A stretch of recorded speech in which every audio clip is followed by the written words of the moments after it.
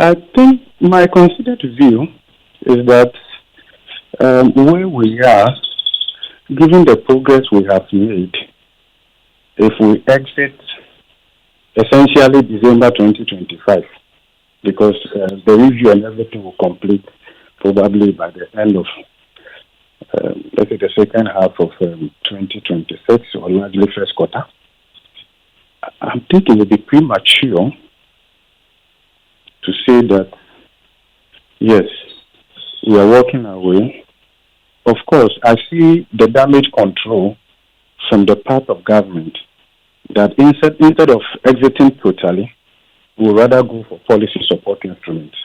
To that extent, we have that external view and all of that. But the reality also is that we all will prefer, and I have said before, that the best helping hand we can find is at the end of our own arm.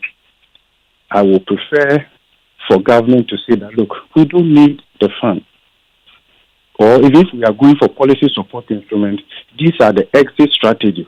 This is how binding it will be. Winston, let me tell you something. Please go ahead. If you check our records with the IMF, in fact, government is more accountable to the citizens in periods when we are under IMF support program. There is greater transparency and collaboration and disclosure to the people of Ghana when we are under IMF supported program than when we are on our own. Let me give you a recent example. Just early part of 2022, when we highlighted that Bank of Ghana was monetizing the deficit and monetizing the debt, essentially printing more cedis, the response from the central bank was that no. You remember? Yeah. Then we said that, don't worry. Once we check in the IMF Rehabilitation Center, the truth will come out.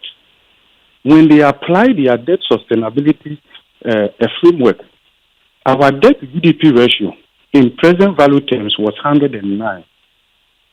Just the media review of the budget 2022, okay, before the IMF kicked in with their DSA framework, we were reporting debt to GDP that was less than 80%. The disagreement, in fact, Ghana's public debt became a multiple choice, depending on the party you belong to, select one. We didn't even have common ground on where we were and how do we come out of that. So that's something that's fine. If we can demonstrate institutional capacity, resilience, for instance, how do we operationalize the fiscal council for it to be independent, not theoretical, but operationally independent, that can exercise that level of adult supervision. And here, let me borrow the words of Kofi Bento, adult supervision. We have aged, but we are not matured. And that is why on our own, we cannot hold ourselves to accountability and the discipline that it requires for medium to long-term progress. That said, Winston, let me tell you some of the things that in the 8-point agenda. You know, during the president's inauguration, he mentioned 4 priority areas: economic restoration, government, and then fight against corruption, accountability, and all of that. In this 8-point agenda, I feel that corruption should have been highlighted as